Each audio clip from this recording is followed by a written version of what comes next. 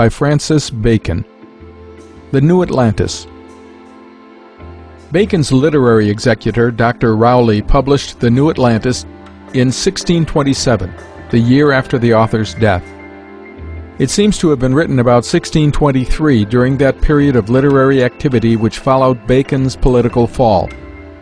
None of Bacon's writings gives in short space so vivid a picture of his tastes and aspirations as this fragment of the plan of an ideal commonwealth. The generosity and enlightenment, the dignity and splendor, the piety and public spirit of the inhabitants of Bensalem represent the ideal qualities which Bacon the statesman desired rather than hoped to see characteristic of his own country. And in Solomon's House we have Bacon the scientist indulging without restriction his prophetic vision of the future of human knowledge. No reader acquainted in any degree with the processes and results of modern scientific inquiry can fail to be struck by the numerous approximations made by Bacon's imagination to the actual achievements of modern times. The plan and organization of his great college lay down the main lines of the modern research university, and both in pure and applied science he anticipates a strikingly large number of recent inventions and discoveries. In still another way is the New Atlantis typical of Bacon's attitude. In spite of the enthusiastic and broad-minded schemes he laid down for the pursuit of truth, Bacon always had an eye to utility. The advancement of science which he sought was conceived by him as a means to a practical end, the increase of man's control over nature, and the comfort and convenience of humanity. For pure metaphysics, or any form of abstract thinking that yielded no fruit, he had little interest, and this leaning to the useful is shown in the practical applications of the discoveries made by the scholars of Solomon's House. Nor does the interest of the work stop here. It contains much, both in its political and in its scientific ideals, that we have as yet by no means achieved, but which contain valuable elements of suggestion and stimulus for the future. We sailed from Peru, where we had continued for the space of 1 whole year, for China and Japan, by the South Sea, taking with us victuals for 12 months, and had good winds from the east, though soft and weak, for 5 months apace, and more. But the wind came about, and settled in the west for many days, so as we could make little or no way, and were some time in purpose to turn back. But then again there arose strong and great winds from the south, with a point east, which carried us up for all that we could do towards the north, by which time our victuals failed us, though we had made good spare of them, so that finding ourselves in the midst of the greatest wilderness of waters in the world, without victuals, we gave ourselves for lost men and prepared for death.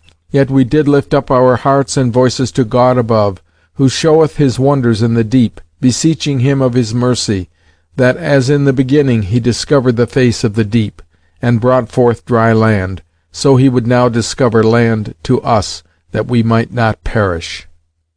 And it came to pass that the next day about evening we saw within a kenning before us towards the north, as it were, thick clouds, which did put us in some hope of land, knowing how that part of the South Sea was utterly unknown, and might have islands or continents that hitherto were not come to light. Wherefore we bent our course thither, where we saw the appearance of land all that night, and in the dawning of the next day we might plainly discern that it was a land, flat to our sight, and full of boscage, which made it show the more dark. And after an hour and a half's sailing, we entered into a good haven, being the port of a fair city, not great indeed, but well built, and that gave a pleasant view from the sea. And we thinking every minute long, till we were on land, came close to the shore, and offered to land.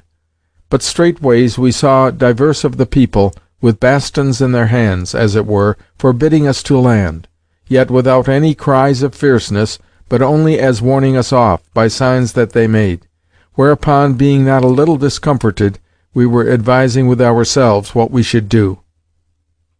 During which time there made forth to us a small boat with about 8 persons in it, whereof one of them had in his hand a tipstaff of a yellow cane, tipped at both ends with blue, who came aboard our ship, without any show of distrust at all. And when he saw one of our number present himself somewhat before the rest, he drew forth a little scroll of parchment, somewhat yellower than our parchment, and shining like the leaves of writing tables, but otherwise soft and flexible, and delivered it to our foremost man, in which scroll were written, in ancient Hebrew, and in ancient Greek, and in good Latin of the school, and in Spanish, these words: Land ye not, none of you, and provide to be gone from this coast within 16 days, except you have further time given you. Meanwhile, if you want fresh water or victuals, or help for your sick, or that your ship needeth repairs, write down your wants, and you shall have that, which belongeth to mercy. This scroll was signed with a stamp of cherubim, wings not spread, but hanging downwards, and by them a cross. This being delivered, the officer returned, and left only a servant with us to receive our answer. Consulting hereupon amongst ourselves, we were much perplexed. The denial of landing and hasty warning us away troubled us much. On the other side, to find that the people had languages and were so full of humanity did comfort us not a little, and above all, the sign of the cross to that instrument was to us a great rejoicing, and as it were a certain presage of good. Our answer was in the Spanish tongue, that for our ship it was well, for we had rather met with calms and contrary winds than any tempests. For our sick they were many, and in very ill case, so that if they were not permitted to land, they ran danger of their lives. Our other wants we set down in particular, adding that we had some little store of merchandise, which if it pleased them to deal for, it might supply our wants, without being chargeable unto them. We offered some reward in pistolets unto the servant, and a piece of crimson velvet to be presented to the officer, but the servant took them not, nor would scarce look upon them, and so left us, and went back in another little boat which was sent for him. About 3 hours after we had dispatched our answer, there came towards us a person, as it seemed, of place. He had on him a gown with wide sleeves, of a kind of water chamolet, of an excellent azure colour, fair more glossy than ours. His under apparel was green, and so was his hat, being in the form of a turban, daintily made, and not so huge as the Turkish turbans. And the locks of his hair came down below the brims of it. A reverend man was he to behold. He came in a boat, gilt in some part of it, with 4 persons more only in that boat, and was followed by another boat, wherein were some 20. When he was come within a flight shot of our ship, signs were made to us that we should send forth some to meet him upon the water, which we presently did in our ship-boat, sending the principal man amongst us save one, and 4 of our number with him. When we were come within 6 yards of their boat, they called to us to stay, and not to approach farther, which we did. And thereupon the man whom I before described stood up, and with a loud voice in Spanish asked, "Are ye Christians?" We answered we were, fearing the less, because of the cross we had seen in the subscription. At which answer the said person lifted up his right hand towards heaven, and drew it softly to his mouth, which is the gesture they use when they thank God, and then said, "If ye will swear, all of you, by the merits of the Saviour, that ye are no pirates, nor have shed blood, lawfully nor unlawfully, within 40 days past, you may have license to come on land." We said, we were all ready to take that oath. Whereupon one of those that were with him, being as it seemed a notary, made an entry of this act. Which done, another of the attendants of the great person which was with him in the same boat, after his lord had spoken a little to him, said aloud, "My lord would have you know, that it is not of pride or greatness that he cometh not aboard your ship, but for that in your answer you declare that you have many sick amongst you, he was warned by the conservator of health of the city that he should keep a distance." We bowed ourselves towards him, and answered, we were his humble servants, and accounted for great honour and singular humanity towards us, that which was already done, but hoped well that the nature of the sickness of our men was not infectious. So he returned, and a while after came the notary to us aboard our ship, holding in his hand a fruit of that country, like an orange, but of colour between orange tawny and scarlet, which cast a most excellent odour. He used it, as it seemeth, for a preservative against infection. He gave us our oath, by the name of Jesus and his merits, and after told us that the next day, by 6 of the clock of the morning, we should be sent to, and brought to the stranger's house, so he called it, where we should be accommodated of things, both for our whole and for our sick. So he left us, and when we offered him some pistolets, he smiling said, he must not be twice paid for one labour, meaning, as I take it, that he had salary sufficient of the state for his service, for, as I after learned, they call an officer that taketh rewards twice paid. The next morning early there came to us the same officer that came to us at first, with his cane, and told us, he came to conduct us to the stranger's house, and that he had prevented the hour, because we might have the whole day before us for our business. For, said he, if you will follow my advice, there shall first go with me some few of you, and see the place, and how it may be made convenient for you.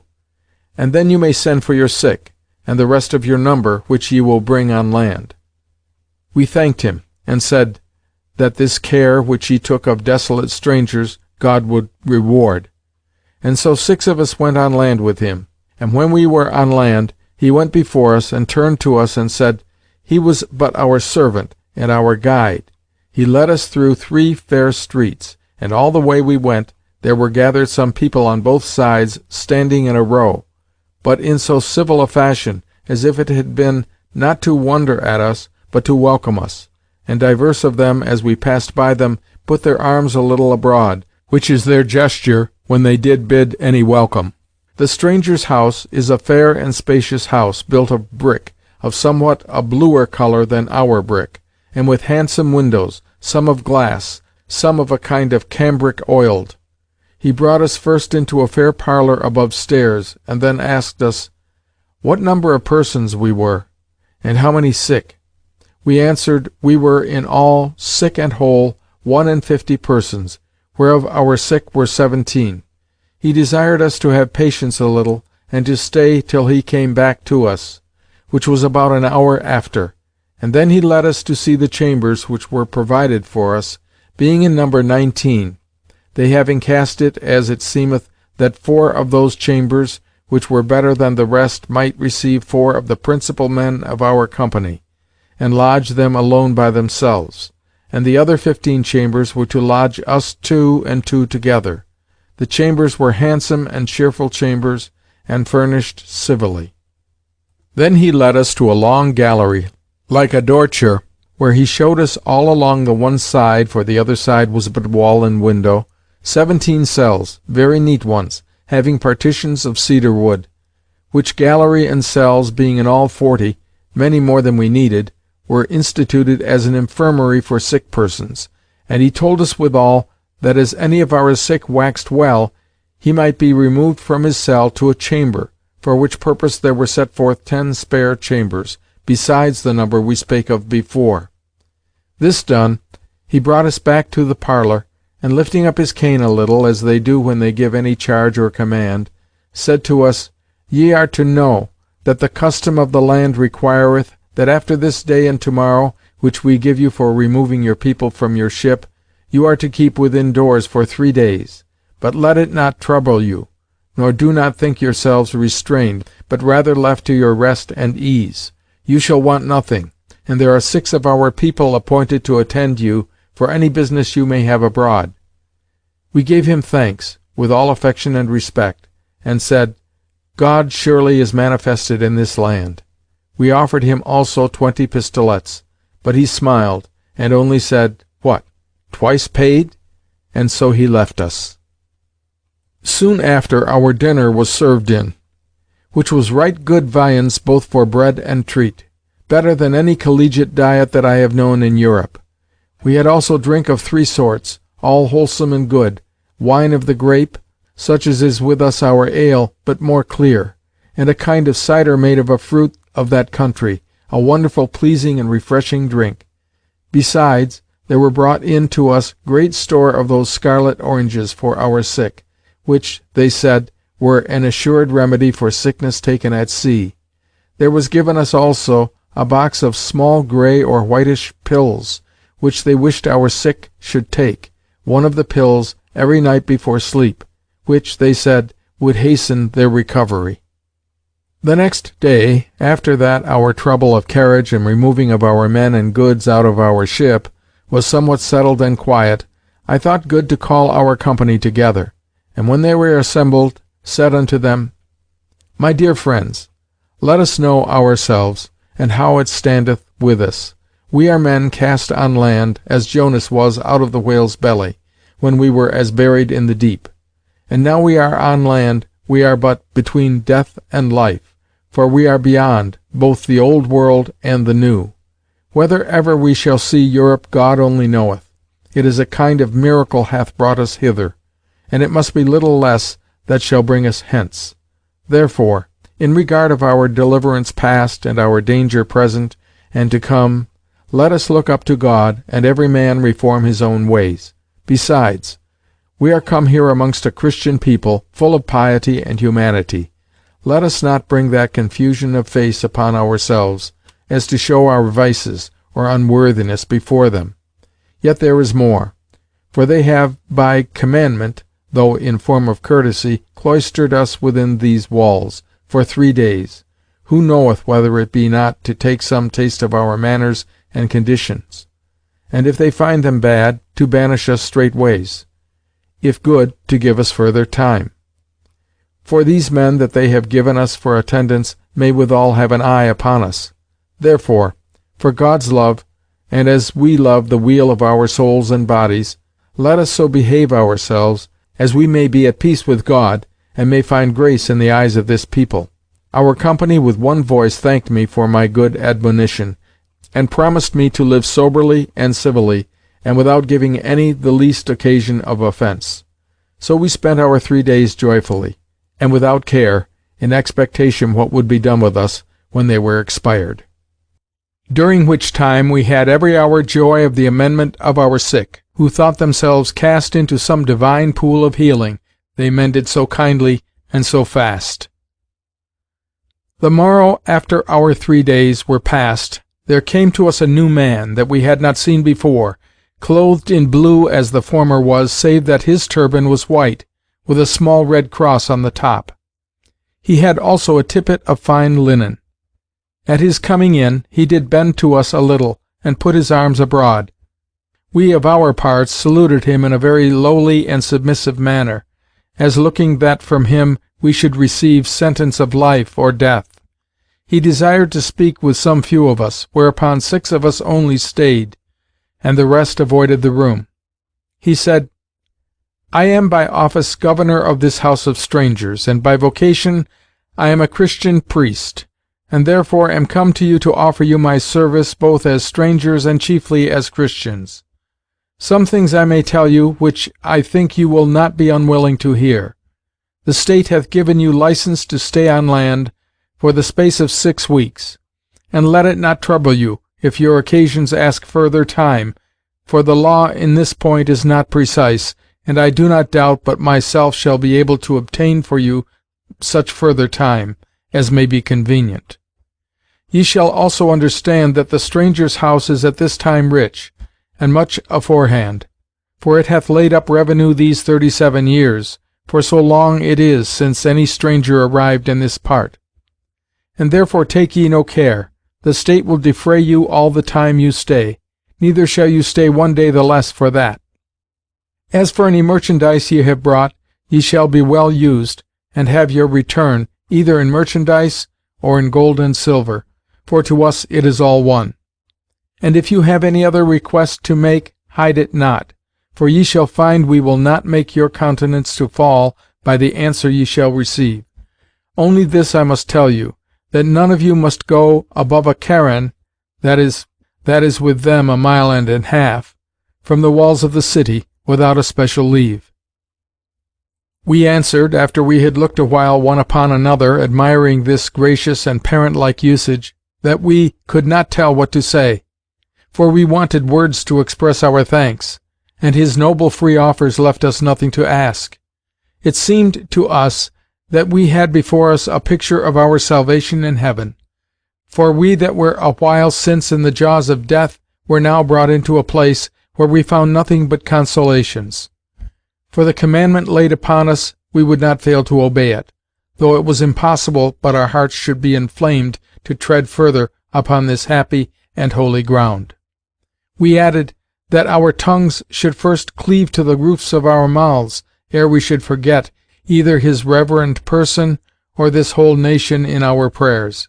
We also most humbly besought him to accept of us as his true servants, by as just a right as ever men on earth were bounden, laying and presenting both our persons and all we had at his feet.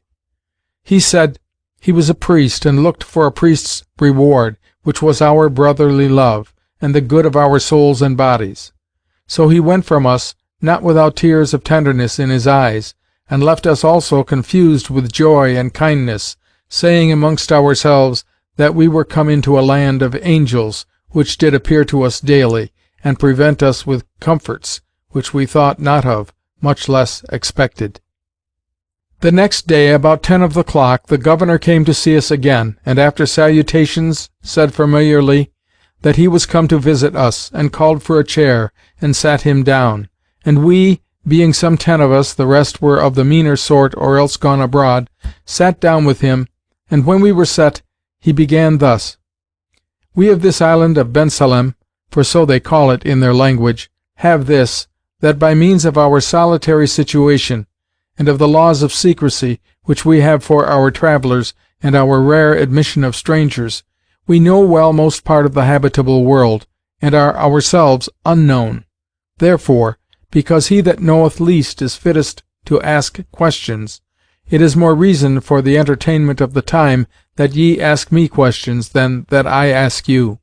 We answered, that we humbly thanked him that he would give us leave so to do, and that we conceived by the taste we had already, that there was no worldly thing on earth more worthy to be known than the state of that happy land.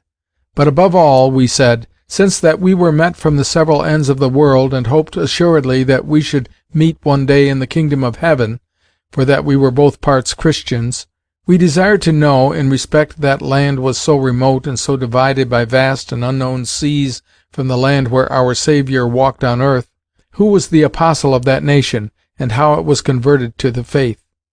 It appeared in his face that he took great contentment in this our question. He said, Ye knit my heart to you by asking this question in the first place, for it sheweth that you first seek the kingdom of heaven, and I shall gladly and briefly satisfy your demand. About 20 years after the ascension of our Saviour, it came to pass that there was seen by the people of Renfusa, a city upon the eastern coast of our island, within night, the night was cloudy and calm, as it might be some mile into the sea, a great pillar of light, not sharp, but in form of a column or cylinder, rising from the sea a great way up towards heaven. And on the top of it was seen a large cross of light, more bright and resplendent than the body of the pillar. Upon which so strange a spectacle the people of the city gathered apace together upon the sands to wonder, and so after put themselves into a number of small boats to go nearer to this marvellous sight.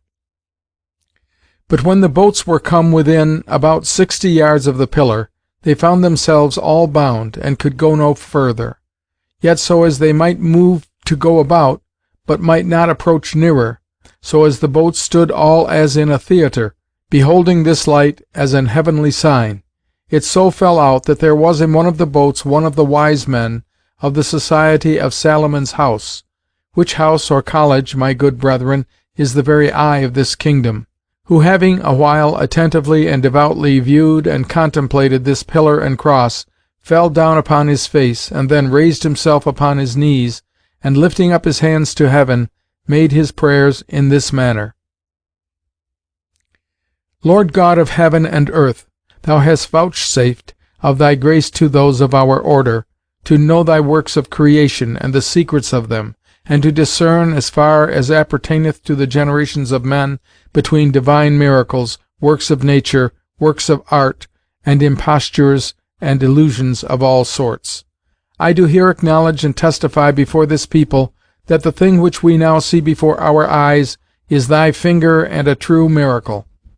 And forasmuch as we learn in our books that thou never workest miracles but to divine and excellent end, for the laws of nature are thine own laws, and thou exceedest them not but upon great cause, we most humbly beseech thee to prosper this great sign, and to give us the interpretation and use of it in mercy, which thou dost in some part secretly promise by sending it unto us." When he had made his prayer, he presently found the boat he was in movable and unbound, whereas all the rest remained still fast. And taking that for an assurance of leave to approach, he caused the boat to be softly and with silence rowed towards the pillar.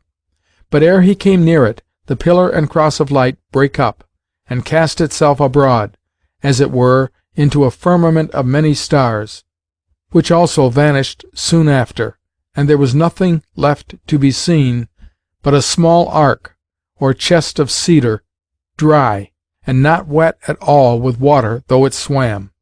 And in the fore end of it, which was towards him, grew a small green branch of palm. And when the wise man had taken it, with all reverence, into his boat, it opened of itself, and there were found in it a book and a letter, both written in fine parchment, and wrapped up in sindons of linen. The book contained all the canonical books of the Old and New Testament, according as you have them, for we know well what the churches with you receive, and the Apocalypse itself, and some other books of the New Testament, which were not at that time written, were nevertheless in the book. And for the letter, it was in these words: I, Bartholomew, a servant of the highest and apostle of Jesus Christ, was warned by an angel that appeareth to me in a vision of glory, that I should commit this ark to the floods of the sea. Therefore I do testify and declare unto that people where God shall ordain this ark to come to land, that in the same day is come unto them salvation, and peace, and good will, from the Father, and from the Lord Jesus. There was also in both these writings, as well the book as the letter, wrought a great miracle conformed to that of the apostles, in the original gift of tongues. For there being at that time in this land Hebrews, Persians, and Indians, besides the natives, every one read upon the book and letter as if they had been written in his own language. And thus was this land saved from infidelity, as the remainder of the old world was from water, by an ark, through the apostolical and miraculous evangelism of St. Bartholomew. And here he paused, and a messenger came and called him from us. So this was all that passed in that conference.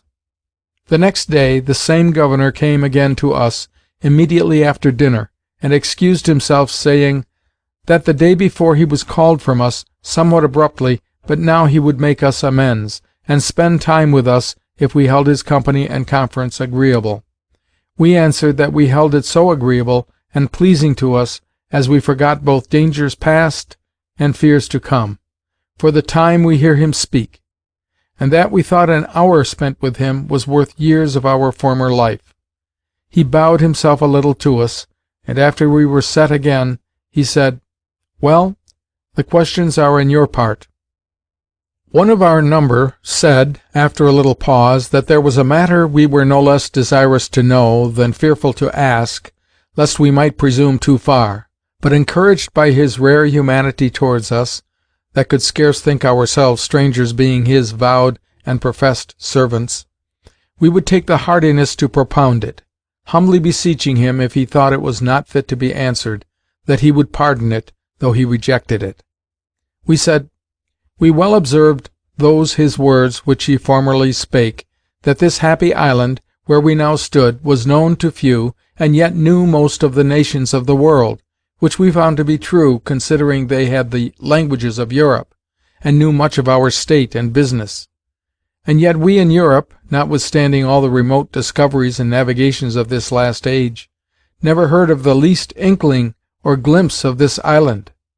This we found wonderful strange, for that all nations have interknowledge one of another, either by voyage into foreign parts, or by strangers that come to them. And though the traveller into a foreign country doth commonly know more by the eye than he that stayeth at home can by relation of the traveller, yet both ways suffice to make a mutual knowledge, in some degree, on both parts. But for this island we never heard tell of any ship of theirs that had been seen to arrive upon any shore of Europe, nor of either the East or West Indies, nor yet of any ship of any other part of the world that had made return from them. And yet the marvel rested not in this, for the situation of it, as his lordship said, in the secret conclave of such a vast sea might cause it. But then, that they should have knowledge of the languages, books, affairs of those that lie such a distance from them, it was a thing we could not tell what to make of, for that it seemed to us a conditioner and propriety of divine powers and beings to be hidden and unseen to others, and yet to have others open, and as in a light, to them. At this speech the governor gave a gracious smile, and said, that we did well to ask pardon for this question we now asked, for that it imported, as if we thought this land a land of magicians, that set forth spirits of the air into all parts, to bring them news and intelligence of other countries. It was answered by us all, in all possible humbleness, but yet with a countenance taking knowledge, that we knew that he spake it but merrily, that we were apt enough to think that there was somewhat supernatural in this island, but yet rather as angelical than magical. But to let his lordship know truly what it was that made us tender and doubtful to ask this question, it was not any such conceit, but because we remembered he had given a touch in his former speech that this land had laws of secrecy touching strangers.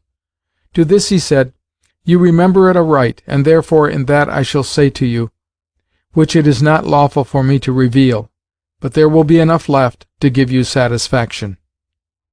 You shall understand, that which perhaps you will scarce think credible, that about 3,000 years ago, or somewhat more, the navigation of the world, especially for remote voyages, was greater than at this day. Do not think with yourselves that I know not how much of it is increased with you within these 60 years. I know it well, and yet I say greater then than now. Whether it was that the example of the ark that saved the remnant of men from the universal deluge gave men confidence to adventure upon the waters, or what it was, but such is the truth. The Phoenicians, and especially the Tyrians, had great fleets. So had the Carthaginians, their colony, which is yet further west. Toward the east the shipping of Egypt and of Palestine was likewise great. China also, and the great Atlantis, that you call America, which have now but junks and canoes, abounded then in tall ships. This island, as appeareth by faithful registers of those times, had then 1,500 strong ships, of great content. Of all this there is with you sparing memory, or none, but we have large knowledge thereof. At that time this land was known and frequented by the ships and vessels of all the nations before named, and, as it cometh to pass, they had many times men of other countries that were no sailors, that came with them, as Persians, Chaldeans, Arabians, so as almost all nations of might and fame resorted hither, of whom we have some stirps and little tribes with us at this day. And for our own ships, they went sundry voyages, as well as to your straits, which you call the Pillars of Hercules, as to other parts in the Atlantic and Mediterranean seas, as to Paguin, which is the same with Cambaline, and Quinzy upon the Oriental seas, as far as to the borders of the East Tartary. At the same time, and an age after, or more, the inhabitants of the great Atlantis did flourish. For though the narration and description which is made by a great man with you, that the descendants of Neptune planted there, and of the magnificent temple, palace, city, and hill, and the manifold streams of goodly navigable rivers, which as so many chains environed the same site and temple, and the several degrees of ascent, whereby men did climb up to the same, as if it had been a scala coeli, be all poetical and fabulous. Yet so much is true, that the said country of Atlantis, as well as that of Peru, then called Coya, as that of Mexico, then named Tirambel, were mighty and proud kingdoms in arms, shipping, and riches. so mighty, as at one time, or at least within the space of 10 years, they both made 2 great expeditions, they of Tyrambel through the Atlantic to the Mediterranean Sea, and they of Coya through the South Sea upon this our island. And for the former of these, which was into Europe, the same author amongst you, as it seemeth, had some relation from the Egyptian priest whom he cited. For assuredly such a thing there was. But whether it were the ancient Athenians that had the glory of the repulse and resistance of those forces, I can say nothing, but certain it is, there never came back either ship or man from that voyage. Neither had the other voyage of those Coya upon us had better fortune, if they had not met with enemies of greater clemency. For the king of this island, by name Altabin, a wise man and a great warrior, knowing well both his own strength and that of his enemies, handled the matter so as he cut off their land forces from their ships, and entoiled both their navy and their tamp with a greater power than theirs, both by sea and land. Arid compelled them to render themselves without striking stroke, and after they were at his mercy, contenting himself only with their oath that they should no more bear arms against him, dismissed them all in safety. But the divine revenge overtook not long after those proud enterprises. For within less than the space of 100 years the great Atlantis was utterly lost and destroyed. Not by a great earthquake, as your man saith, for that whole tract is little subject to earthquakes, but by a particular deluge or inundation, those countries having at this day far greater rivers and far higher mountains to pour down waters than any part of the old world. But it is true that the same inundation was not deep, not past 40 foot, in most places, from the ground, so that, although it destroyed man and beast generally, yet some few wild inhabitants of the wood escaped. Birds also were saved by flying to the high trees and woods. For as for men, although they had buildings in many places, higher than the depth of the water, yet that inundation, though it were shallow, had a long continuance, whereby they of the vale that were not drowned perished for want of food and other things necessary. So as marvel you not at the thin population of America, nor at the rudeness and ignorance of the people, for you must account your inhabitants of America as a young people, younger 1,000 years at the least than the rest of the world, for that there was so much time between the universal flood and their particular inundation. For the poor remnant of human seed, which remained in their mountains, peopled the country again slowly, by little and little, and being simple and savage people, not like Noah and his sons, which was the chief family of the earth, they were not able to leave letters, arts, and civility to their posterity, and having likewise in their mountainous habitations been used, in respect of the extreme cold of these regions, to clothe themselves with the skins of tigers, bears, and great hairy goats, that they have in those parts, when after they came down into the valley, and found the intolerable heats which are there, and knew no means of lighter apparel, they were forced to begin the custom of going naked, which continueth at this day. Only they take great pride and delight in the feathers of birds, and this also they took from those their ancestors of the mountains, who were invited unto it by the infinite flights of birds that came up to the high grounds, while the waters stood below.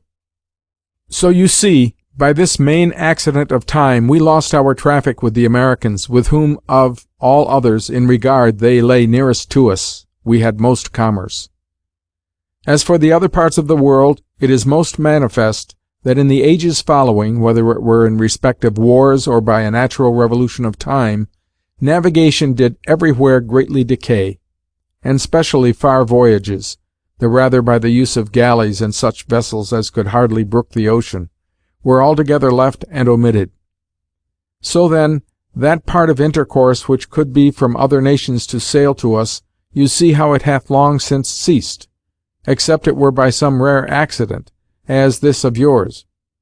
But now of the cessation of that other part of intercourse, which might be by our sailing to other nations, I must yield you some other cause, for I cannot say, if I shall say truly, but our shipping for number, strength, mariners, pilots, and all things that appertain to navigation, is as great as ever, and therefore why we should sit at home, I shall now give you an account by itself, and it will draw nearer to give you satisfaction to your principal question.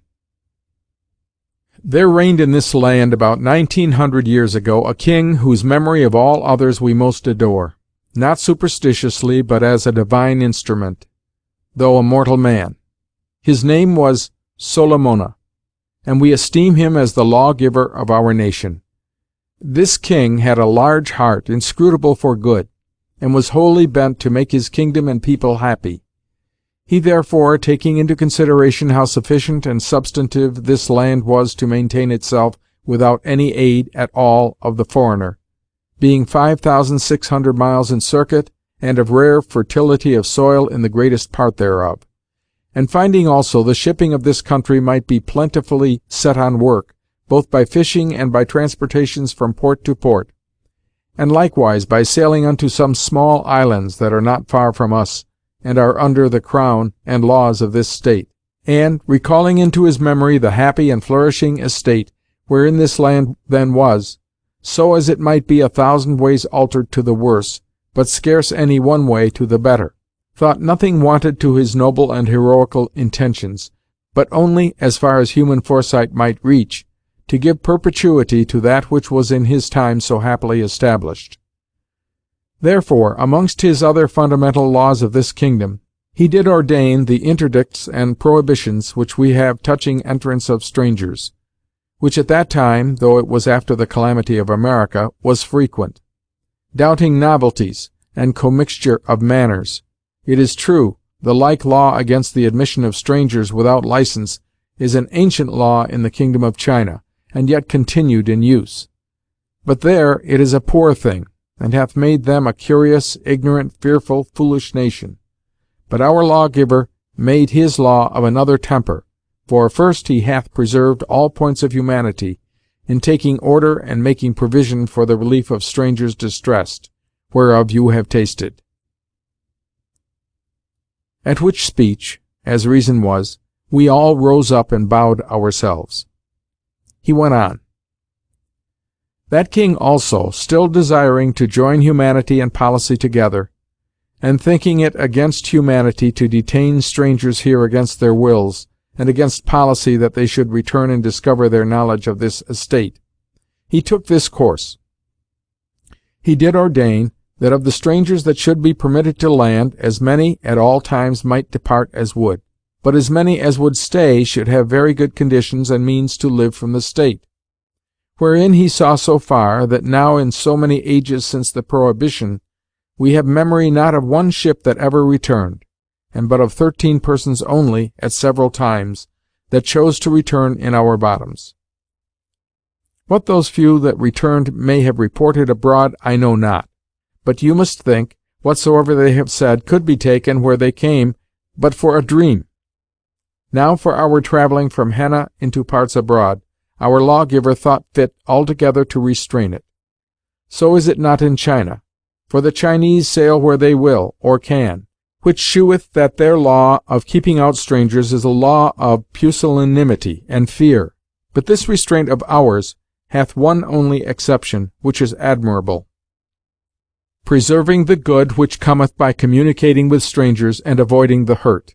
And I will now open it to you, and here I shall seem a little to digress, but you will by and by find it pertinent. Ye shall understand, my dear friends, that amongst the excellent acts of that king, one above all hath the preeminence. It was the erection and institution of an order or society, which we call Salomon's House, the noblest foundation, as we think, that ever was upon the earth, and the lanthorn of this kingdom. It is dedicated to the study of the works and creatures of God. Some think it beareth the founder's name a little corrupted, as if it should be Solomona's house, but the records write it as it is spoken, so as I take it to be denominate of the King of the Hebrews, which is famous with you, and no stranger to us. For we have some parts of his works, which with you are lost, namely, that natural history, which he wrote, of all plants, from the cedar of Libanus to the moss that groweth out of the wall, and of all things that have life and motion. This maketh me think that our king, finding himself to symbolize in many things with that king of the Hebrews, which lived many years before him, honored him with the title of this foundation. And I am rather induced to be of this opinion, for that I find in ancient records this order or society is sometimes called Salomon's House, and sometimes the College of the 6 Days' Works, whereby I am satisfied that our excellent king had learned from the Hebrews that God had created the world and all that therein is within 6 days. And therefore he instituting that house for the finding out of the true nature of all things, whereby God might have the more glory in the workmanship of them, and insert the more fruit in the use of them, did give it also that second name. But now to come to our present purpose. When the king had forbidden to all his people navigation into any part that was not under his crown, he made nevertheless this ordinance, that every 12 years there should be set forth out of this kingdom 2 ships, appointed to several voyages, that in either of these ships there should be a mission of 3 of the fellows or brethren of Salomon's house, whose errand was only to give us knowledge of the affairs and state of those countries to which they were designed, and especially of the sciences, arts, manufactures, and inventions of all the world, and withal to bring unto us books, instruments, and patterns in every kind. That the ships, after they had landed the brethren, should return, and that the brethren should stay abroad till the new mission. These ships are not otherwise fraught than with store of victuals, and good quantity of treasure to remain with the brethren, for the buying of such things and rewarding of such persons as they should think fit. Now for me to tell you how the vulgar sort of mariners are contained from being discovered at land, and how they that must be put on shore for any time colour themselves under the names of other nations, and to what places these voyages have been designed, and what places of rendezvous are appointed for the new missions, and the like circumstances of the practique. I may not do it, neither is it much to your desire, but thus you see we maintain a trade not for gold, silver, or jewels, nor for silks, nor for spices, nor any other commodity of matter, but only for God's first creature, which was light, to have light, I say, of the growth of all parts of the world. And when he had said this, he was silent, and so were we all, for indeed we were all astonished to hear so strange things so probably told. And he, perceiving that we were willing to say somewhat, but had it not ready in great courtesy, took us off, and descended to ask us questions of our voyage and fortunes, and in the end concluded that we might do well to think with ourselves what time of stay we would demand of the state, and bade us not to scant ourselves, for he would procure such time as we desired. Whereupon we all rose up, and presented ourselves to kiss the skirt of his tippet. But he would not suffer us, and so took his leave. But when it came once amongst our people that the state used to offer conditions to strangers that would stay, we had work enough to get any of our men to look to our ship, and to keep them from going presently to the governor to crave conditions. But with much ado we refrained them, till we might agree what course to take. We took ourselves now for free men, seeing there was no danger of our utter perdition, and lived most joyfully, going abroad and seeing what there was to be seen in the city and places adjacent within our teder, and obtaining acquaintance with many of the city, not of the meanest quality, at whose hands we found such humanity and such a freedom and desire to take strangers as it were into their bosom, as was enough to make us forget all that was dear to us in our own countries. And continually we met with many things right worthy of observation and relation, as indeed, if there be a mirror in the world worthy to hold men's eyes, it is that country. One day there were 2 of our company bidden to a feast of the family, as they call it. A most natural, pious, and reverend custom it is, shewing that nation to be compounded of all goodness. This is the manner of it. It is granted to any man that shall live to see 30 persons descended of his body alive together, and all above 3 years old, to make this feast, which is done at the cost of the state. The father of the family, whom they call the Tirsan, 2 days before the feast, taketh to him 3 of such friends as he liketh to choose, and is assisted also by the governor of the city or place where the feast is celebrated. And all the persons of the family of both sexes are summoned to attend him. These 2 days the Tirsan sitteth in consultation concerning the good estate of the family. There, if there be any discord or suits between any of the family, they are compounded and appeased.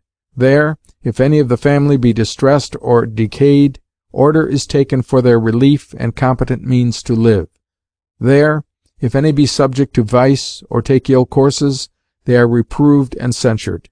So likewise direction is given touching marriages and the courses of life, which any of them should take, with divers other the like orders and advices. The governor assisteth, to the end to put in execution by his public authority the decrees and orders of the Tirsan, if they should be disobeyed, though that seldom needeth. Such reverence and obedience they give to the order of nature. The Tirsan doth also then ever choose one man from among his sons to live in house with him, who is called ever after the son of the vine. The reason will hereafter appear.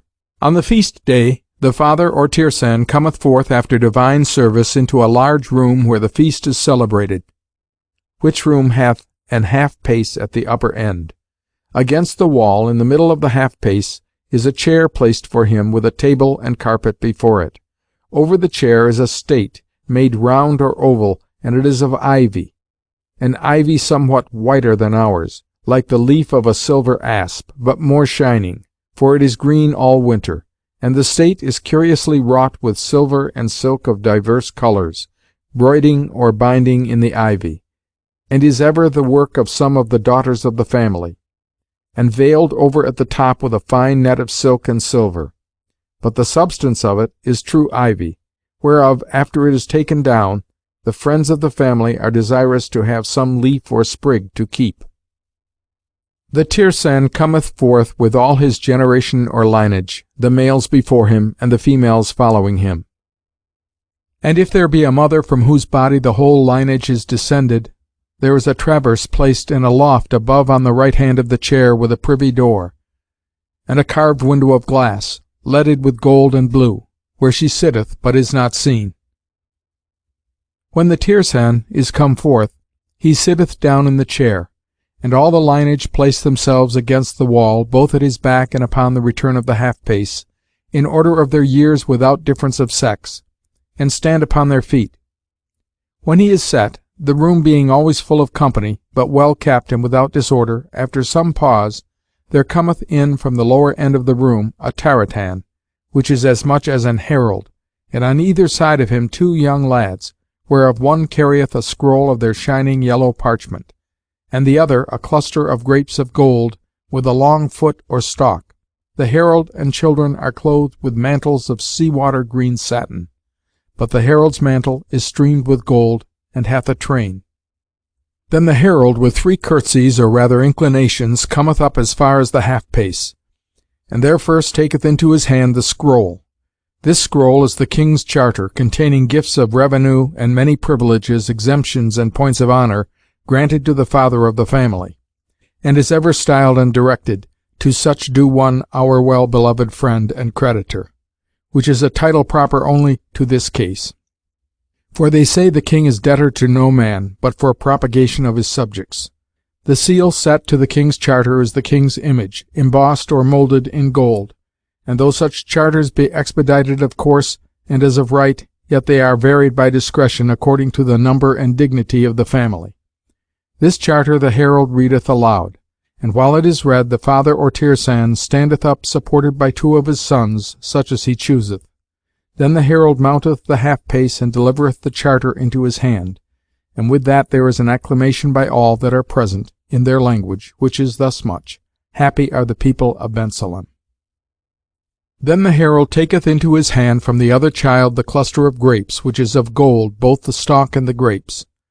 But the grapes are daintily enamelled, and if the males of the family be the greater number, the grapes are enamelled purple, with a little sun set on the top. If the females, then they are enamelled into a greenish yellow, with a crescent on the top. The grapes are in number as many as there are descendants of the family. This golden cluster the herald delivereth also to the Tirsan, who presently delivereth it over to that son that he had formerly chosen to be in house with him, who beareth it before his father as an ensign of honour when he goeth in public, ever after, and is thereupon called the son of the vine. After the ceremony endeth, the father or tirsan retireth, and after some time cometh forth again to dinner, where he sitteth alone under the state, as before, and none of his descendants sit with him, of what degree or dignity soever, except he hap to be of Salomon's house. He is served only by his own children, such as are male, who perform unto him all service of the table upon the knee. And the women only stand about him, leaning against the wall. The room below the half-pace hath tables on the sides for the guests that are bidden, who are served with great and comely order, which in the greatest feasts with them lasteth never above an hour and an half. There is an hymn sung, varied according to the invention of him that composeth it, for they have excellent poesy.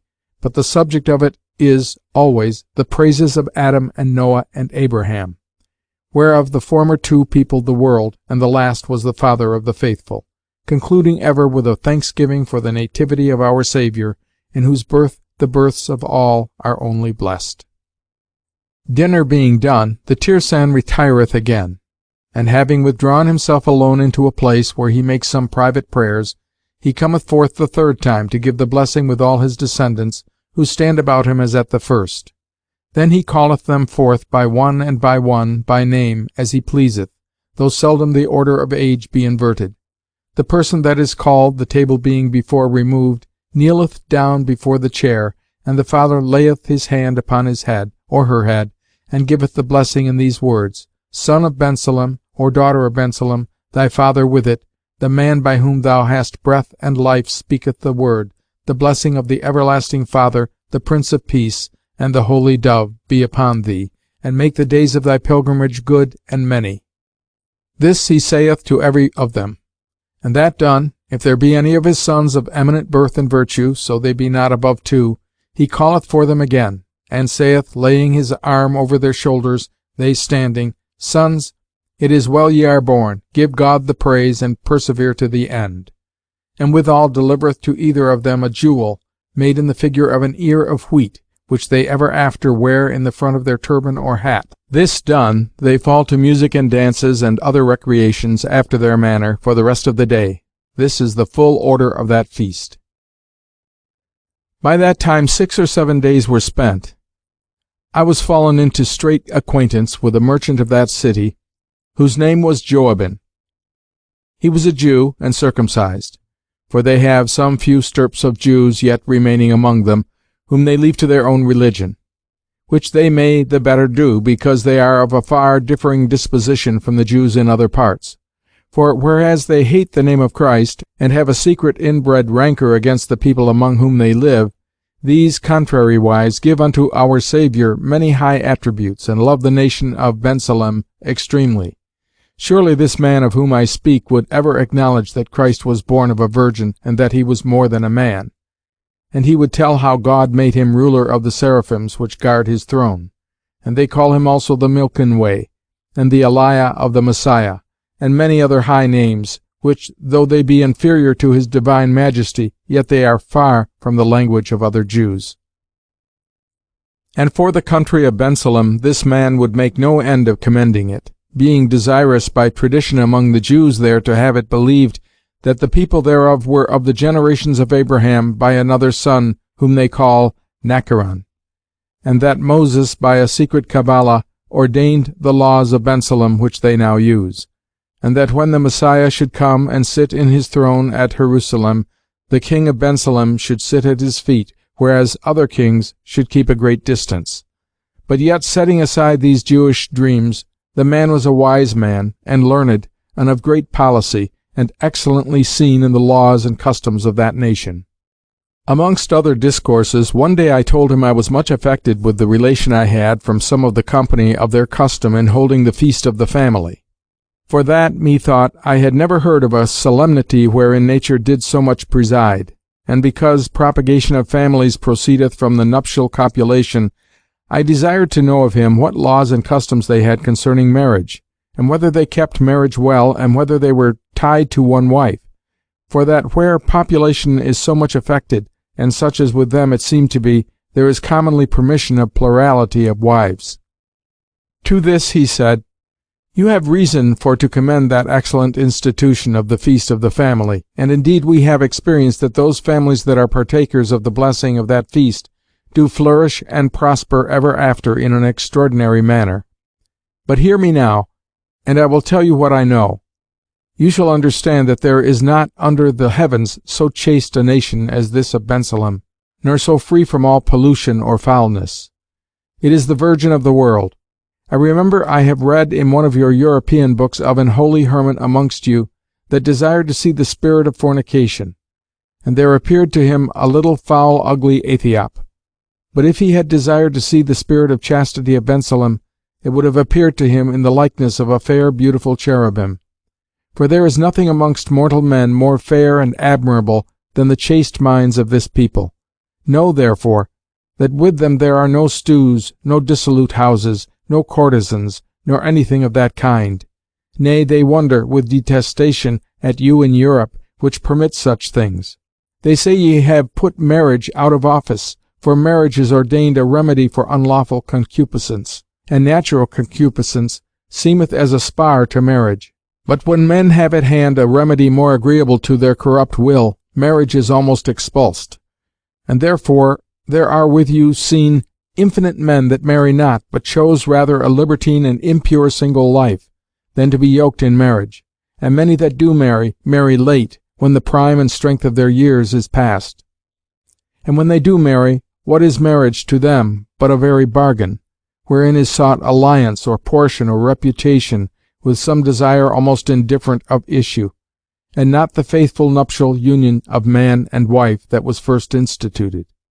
Neither is it possible that those that have cast away so basely so much of their strength should greatly esteem children, being of the same matter, as chaste men do. So likewise during marriage is the case much amended, as it ought to be if those things were tolerated only for necessity? No, but they remain still as a very affront to marriage. The haunting of those dissolute places, or resort to courtesans, are no more punished in married men than in bachelors. And the depraved custom of change, and the delight in meretricious embracements, where sin is turned into art, maketh marriage a dull thing, and a kind of imposition or tax. They hear you defend these things as done to avoid greater evils, as advoutries, deflowering of virgins, unnatural lust, and the like. But they say this is a preposterous wisdom, and they call it Lot's offer, who, to save his guests from abusing, offered his daughters. Nay, they say farther that there is little gained in this, for that the same vices and appetites do still remain and abound. Unlawful lust being like a furnace, that if you stop the flames altogether, it will quench, but if you give it any vent, it will rage. As for masculine love, they have no touch of it, and yet there are not so faithful and inviolate friendships in the world, again, as are there. And to speak generally, as I said before, I have not read of any such chastity in any people as theirs, and their usual saying is, that whosoever is unchaste cannot reverence himself. And they say that the reverence of a man's self is, next to religion, the chiefest bridle of all vices.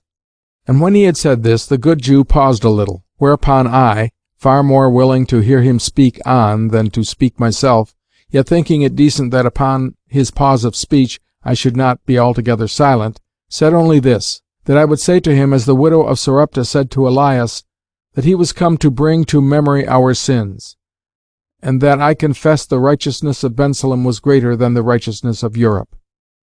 At which speech he bowed his head, and went on in this manner. They have also many wise and excellent laws touching marriage. They allow no polygamy. They have ordained that none do intermarry or contract, until a month be past from their first interview. Marriage without consent of parents they do not make void, but they mulct it in the inheritors, for the children of such marriages are not admitted to inherit above a third part of their parents' inheritance. I have read in a book of one of your men, of a feigned commonwealth, where the married couple are permitted, before they contract, to see one another naked. This they dislike, for they think it a scorn to give a refusal after so familiar knowledge. But because of many hidden defects in men and women's bodies, they have a more civil way, for they have near every town a couple of pools, which they call Adam and Eve's pools, where it is permitted to one of the friends of the men and another of the friends of the woman to see them severally bathe naked. And as we were thus in conference, there came one that seemed to be a messenger in a rich huke, that spake with the Jew, whereupon he turned to me and said, You will pardon me, for I am commanded away in haste. The next morning he came to me again, joyful as it seemed, and said, There is word come to the governor of the city, that one of the fathers of Salomon's house will be here this day 7 night. We have seen none of them this dozen years. His coming is in state, but the cause of his coming is secret. I will provide you and your fellows of a good standing to see his entry. I thanked him, and told him I was most glad of the news.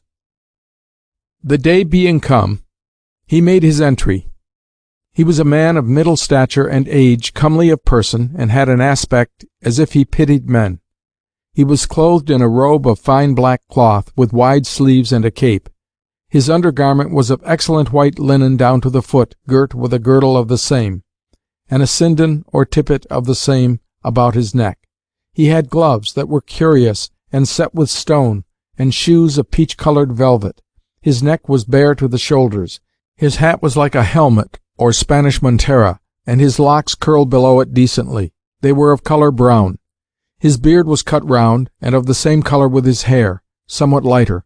He was carried in a rich chariot without wheels, litter-wise, with 2 horses at either end, richly trapped in blue velvet embroidered, and 2 footmen on each side in the like attire. The chariot was all of cedar, gilt, and adorned with crystal, save that the fore end had panels of sapphires, set in borders of gold, and the hinder end the like of emeralds of the Peru colour. There was also a sun of gold, radiant, upon the top, in the midst, and on the top before, a small cherub of gold, with rings displayed. The chariot was covered with cloth of gold tissued upon blue. He had before him 50 attendants, young men all, in white satin loose coats to the mid-leg, and stockings of white silk, and shoes of blue velvet, and hats of blue velvet, with fine plumes of divers colours set round like hatbands. Next before the chariot went 2 men, bareheaded, in linen garments down to the foot, girt and shoes of blue velvet, who carried, the one a crosier, the other a pastoral staff like a sheep-hook, neither of them of metal, but the crosier of balm wood, the pastoral staff of cedar. Horsemen he had none, neither before nor behind his chariot, as it seemeth to avoid all tumult and trouble. Behind his chariot went all the officers and principals of the companies of the city. He sat alone, upon cushions of a kind of excellent plush, blue, and under his foot curious carpets of silk of divers colours, like the Persian, but far finer. He held up his bare hand as he went, as blessing the people, but in silence. The street was wonderfully well kept, so that there was never any army had their men stand in better battle array than the people stood. The windows likewise were not crowded, but every one stood in them as if they had been placed.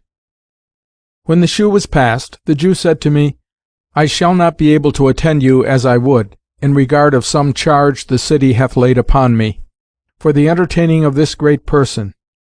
3 days after, the Jew came to me again, and said, Ye are happy men, for the father of Salomon's house taketh knowledge of your being here, and commandeth me to tell you that he will admit all your company to his presence, and have private conference with one of you, that ye shall choose. And for this hath appointed the next day after tomorrow, and because he meaneth to give you his blessing, he hath appointed it in the forenoon. We came at our day and hour, and I was chosen by my fellows for the private access. We found him in a fair chamber, richly hanged, and carpeted under foot without any degrees to the state. He was set upon a low throne richly adorned, and a rich cloth of state over his head, of blue satin embroidered. He was alone, save that he had 2 pages of honour, on either hand one, finely attired in white. His undergarments were the like that we saw him wear in the chariot, but instead of his gown he had on him a mantle with a cape, of the same fine black, fastened about him. When we came in, as we were taught, we bowed low at our first entrance, and when we were come near his chair, he stood up, holding forth his hand ungloved, and in posture of blessing, and we every one of us stooped down and kissed the hem of his tippet. That done, the rest departed, and I remained. Then he warned the pages forth of the room, and caused me to sit down beside him, and spake to me thus in the Spanish tongue: God bless thee, my son. I will give thee the greatest jewel I have, for I will impart unto thee, for the love of God and men, a relation of the true state of Salomon's house. Son, to make you know the true state of Salomon's house, I will keep this order. First, I will set forth unto you the end of our foundation. Secondly, the preparations and instruments we have for our works. Thirdly, the several employments and functions whereto our fellows are assigned. And fourthly, the ordinances and rites which we observe. The end of our foundation is the knowledge of causes, and secret motions of things, and the enlarging of the bounds of human empire, to the effecting of all things possible. The preparations and instruments are these. We have large and deep caves of several depths. The deepest are sunk 600 fathom, and some of them are digged and made under great hills and mountains, so that if you reckon together the depth of the hill and the depth of the cave, they are, some of them, above 3 miles deep. For we find that the depth of a hill and the depth of a cave from the flat is the same thing, both remote alike from the sun and heaven's beams, and from the open air. These caves we call the lower region, and we use them for all coagulations, indurations, refrigerations, and conservations of bodies. We use them likewise for the imitation of natural minds, and the producing also of new artificial metals, by compositions and materials which we use, and lay there for many years. We use them also sometimes, which may seem strange, for curing of some diseases, and for prolongation of life in some hermits that choose to live there, well accommodated of all things necessary, and indeed live very long, by whom also we learn many things. We have burials in several earths, where we put divers cements, as the Chineses do their porcelain. But we have them in greater variety, and some of them more fine. We have also great variety of composts and soils, for the making of the earth fruitful. We have high towers, the highest about 1/2 mile in height, and some of them likewise set upon high mountains, so that the vantage of the hill with the tower is in the highest of them 3 miles at least, and these places we call the upper region, accounting the air between the high places and the low as a middle region.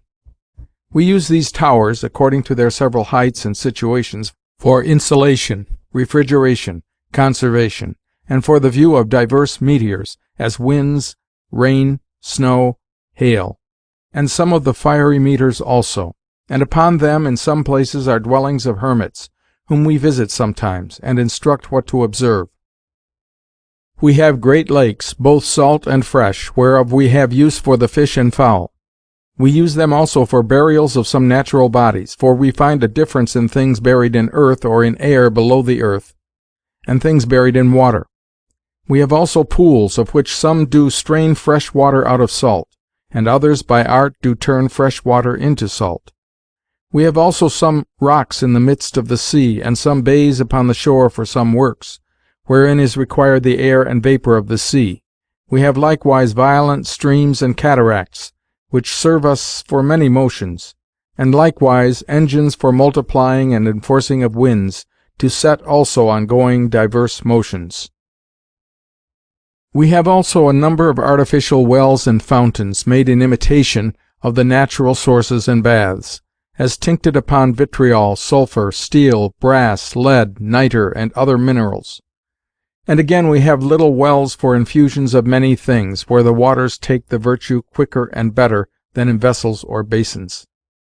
And amongst them we have a water which we call water of paradise, being, by that we do to it, made very sovereign for health and prolongation of life.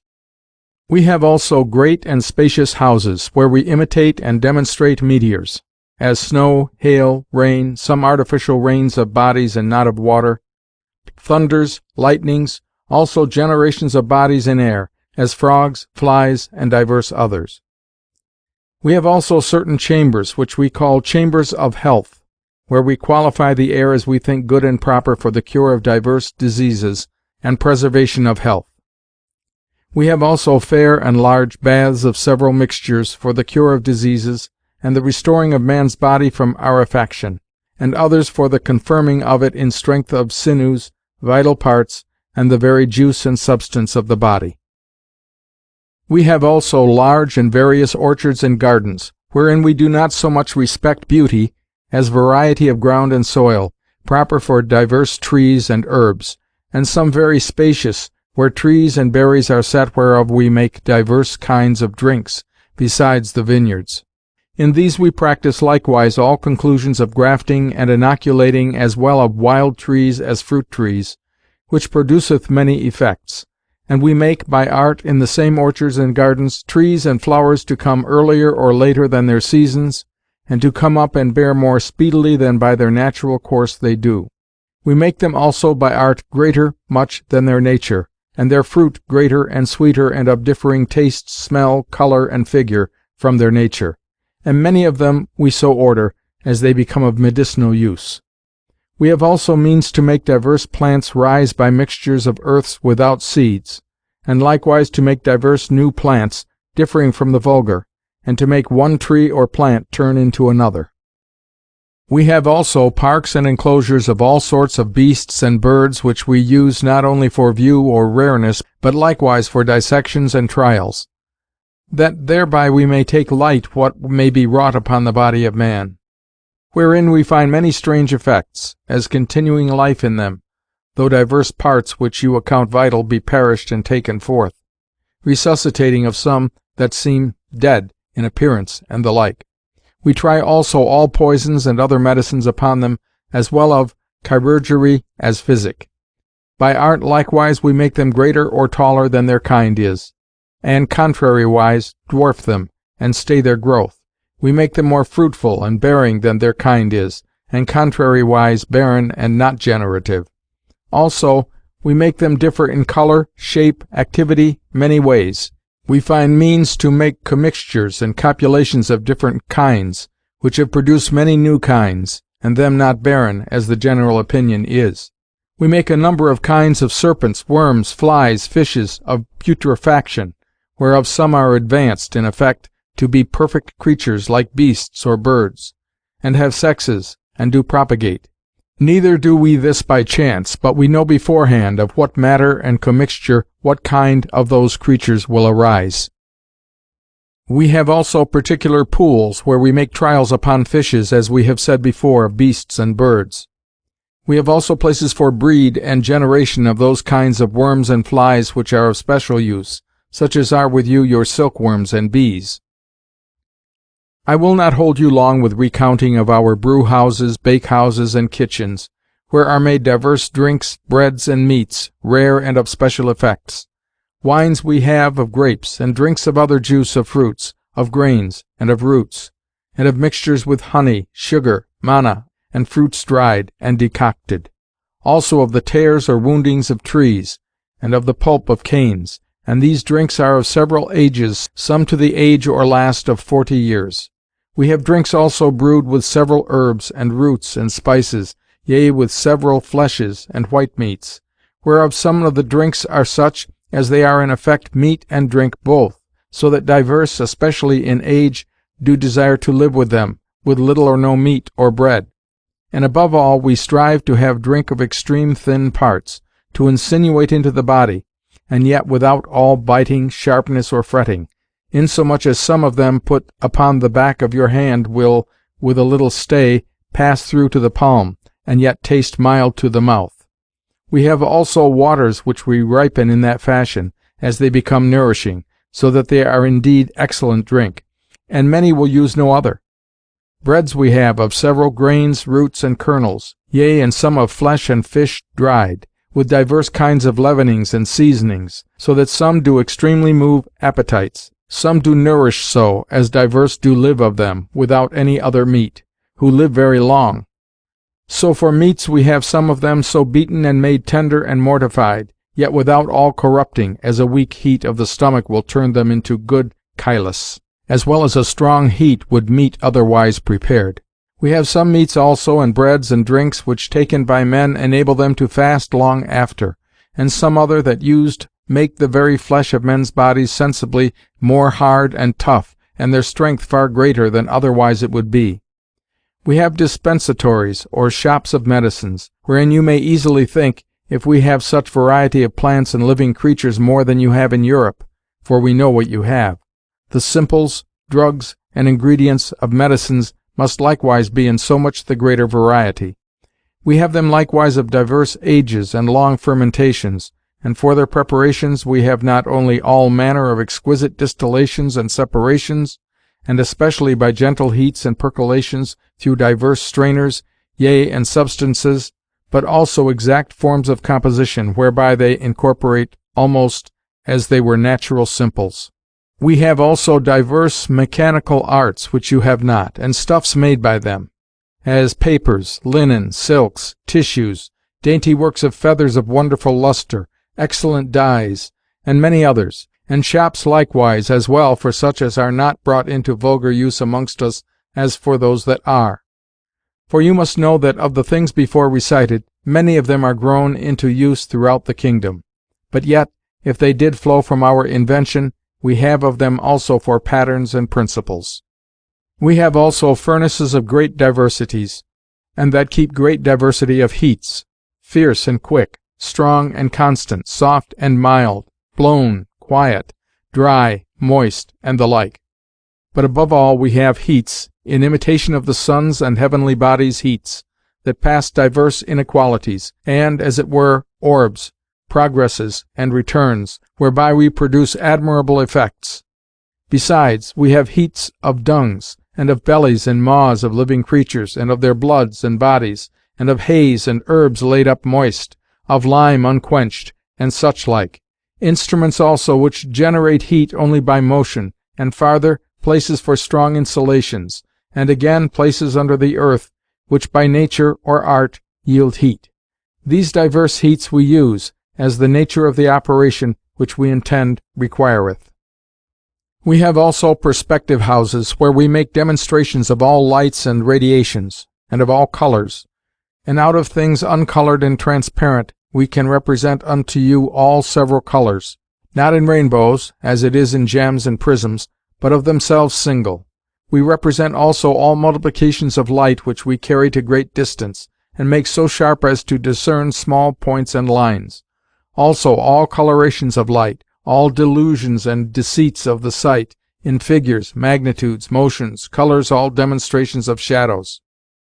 We find also divers means, yet unknown to you, of producing of light originally from divers bodies. We procure means of seeing objects afar off, as in the heaven and remote places, and represent things near as afar off, and things afar off as near, making feigned distances.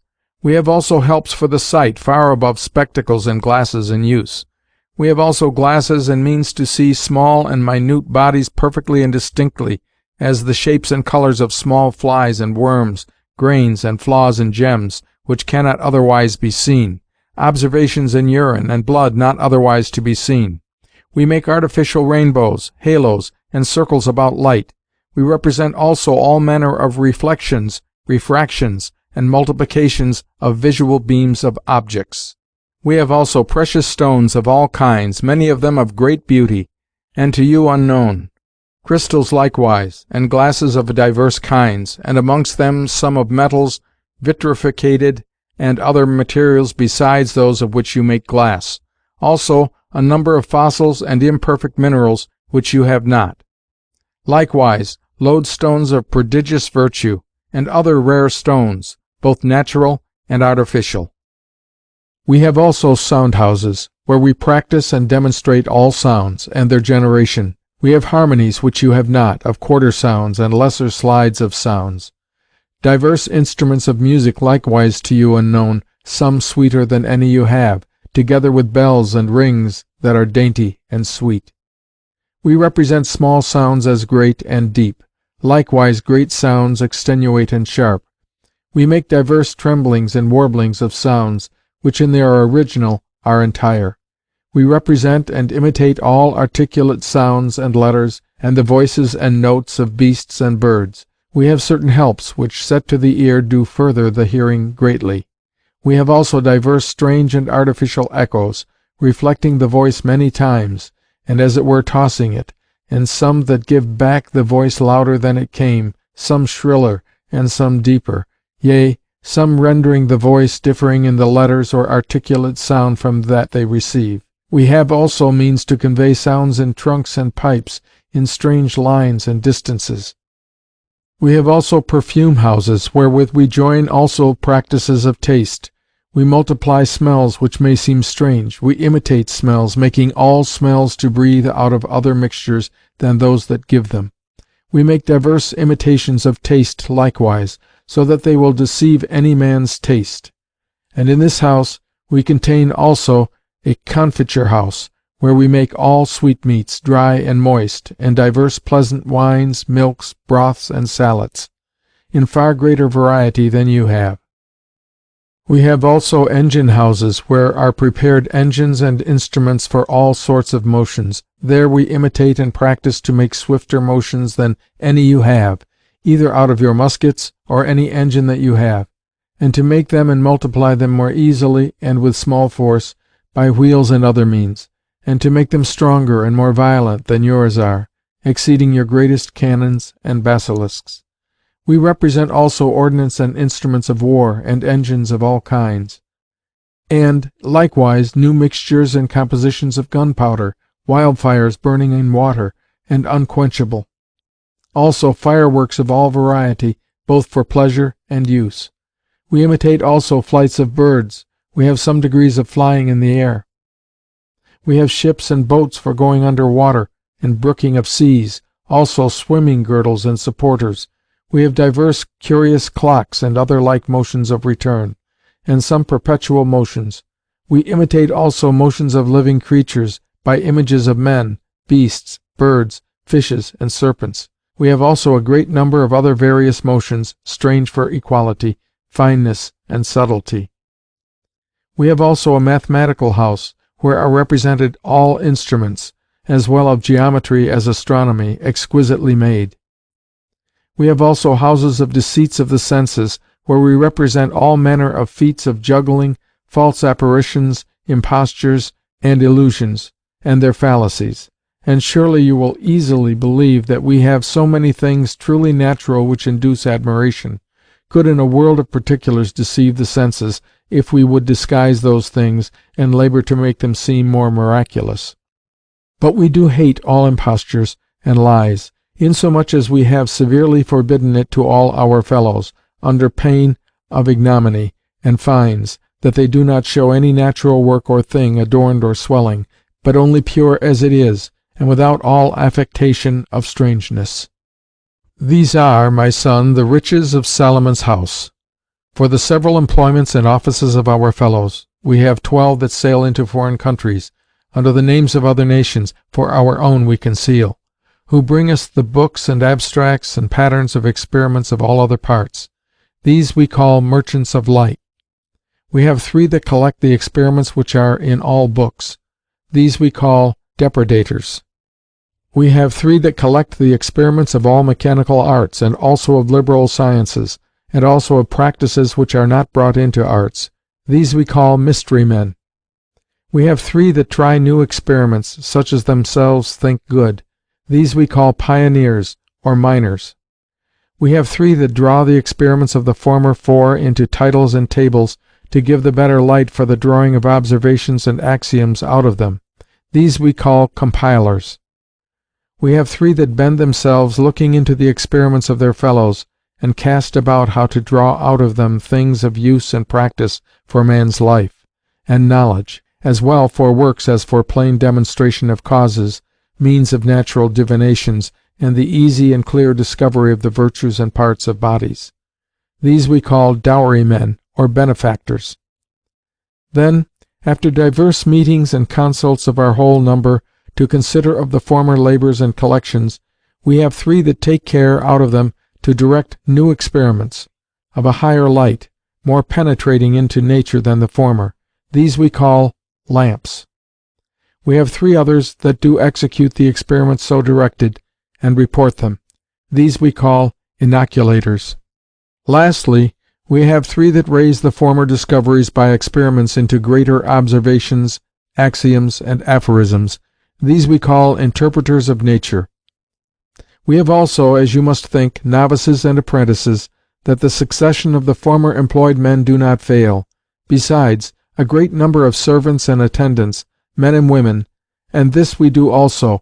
We have consultations, which of the inventions and experiences which we have discovered shall be published, and which not, and take all an oath of secrecy, for the concealing of those which we think fit to keep secret, though some of those we do reveal sometimes to the state, and some not.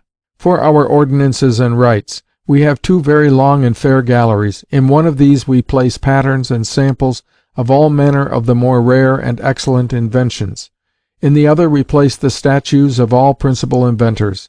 There we have the statue of your Columbus, that discovered the West Indies, also the inventor of ships, your monk that was the inventor of ordnance and gunpowder, the inventor of music, the inventor of letters, the inventor of printing, the inventor of observations of astronomy, the inventor of works in metal, the inventor of glass, the inventor of silk of the worm, the inventor of wine, the inventor of corn and bread, the inventor of sugars, and all these by more certain tradition than you have.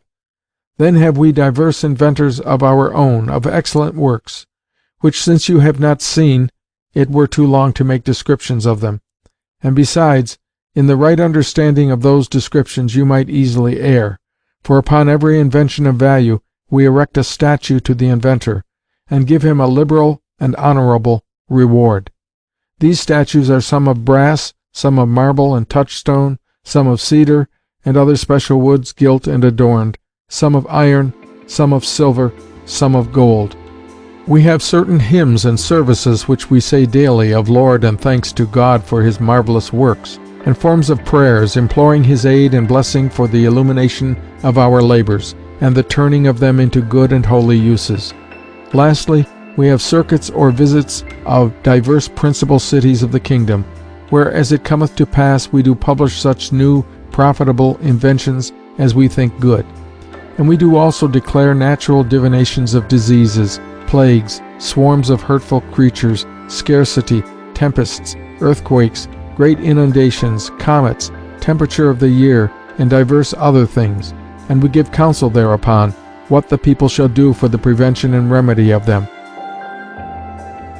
And when he had said this, he stood up, and I, as I had been taught, kneeled down, and he laid his right hand upon my head, and said, God bless thee, my son, and God bless this relation which I have made.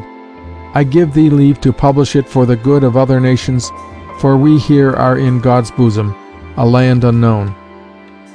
And so he left me, having assigned a value of about 2,000 ducats for a bounty to me and my fellows, for they give great largesses where they come upon all occasions. The rest was not perfected. And end of The New Atlantis by Francis Bacon. Recording by Bill Borst.